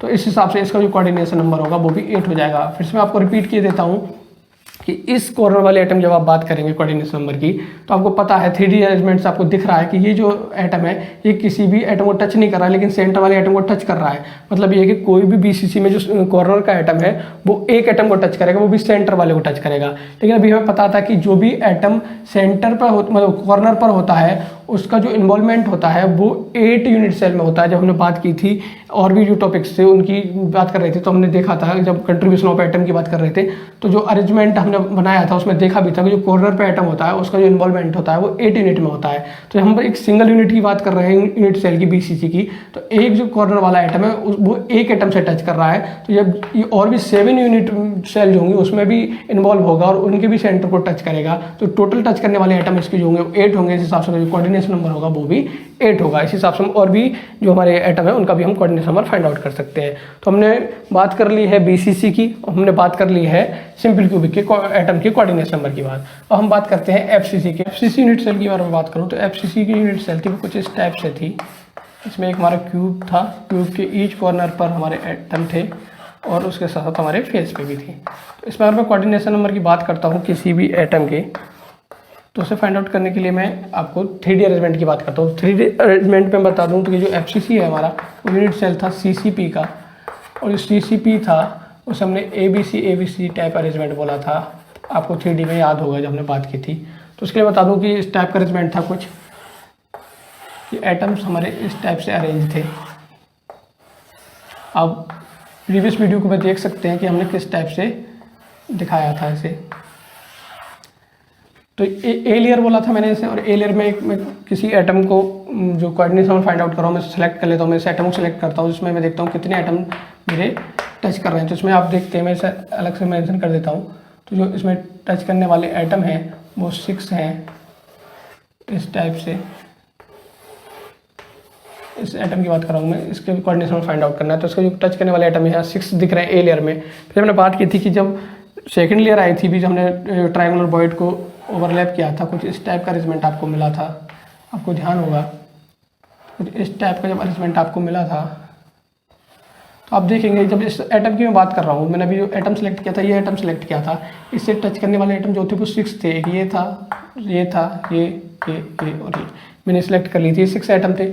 इसके ऊपर जो बी लेयर आई है, आपको बी लेयर में दिखाई दे रहे होंगे कितने एटम को टच कर रहा है। तो इस एटम को टच करने वाले एक ये एटम है, एक ये एटम है और एक ये एटम है। मतलब ये 3 एटम आपको इस ट्रायंगल में दिखाई दे रहे हैं, बी लेयर के दिखाई दे रहे हैं। तो ये भी इस एटम को टच कर रहे हैं। इसके ऊपर अब जो लेयर आएगी सी, लेकिन उस लेयर का इस वाले एटम से कोई मतलब नहीं है। लेकिन मैं बात करता हूँ जब सी लेयर आएगी उसके बाद फिर से ए लेयर आएगी। तो मैं बात कर रहा हूँ जब जो ए लेयर की मैंने बात की उसके पीछे भी एक लेयर होगी और वो सी लेयर होगी। और सी लेयर में आपको ध्यान था सी लेयर का जो ट्रायंगल था वो जस्ट अपोजिट था बी लेयर के तरह। तो जो सी लेयर का जो ट्रायंगल होगा वो कुछ इस टाइप का होगा।